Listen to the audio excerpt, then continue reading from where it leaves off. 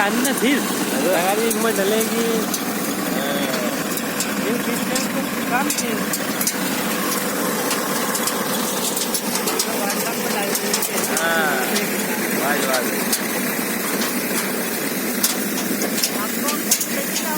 हाँ यूट्यूब पर डाला ना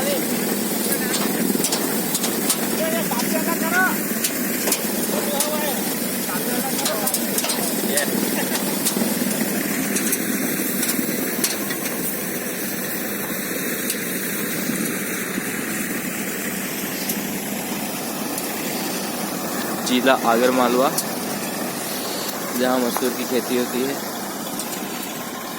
और यहाँ मसूर की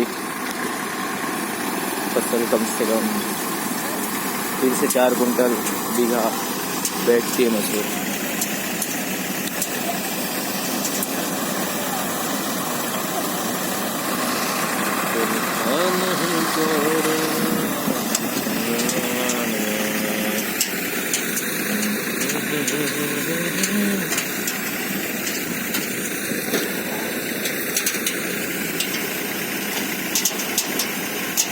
आगर मालवा की ज़मीनों में पानी की बहुत कमी है। यहाँ पर बोरिंग नहीं होते हैं, यहाँ पर कुएं होते हैं और कुओं में पानी की कमी होने की वजह से यहाँ के लोग मसूर की खेती करते हैं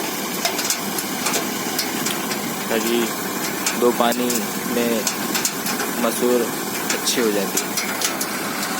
3 से 4 कुंटल की ज़्यादा एवरेज होता है।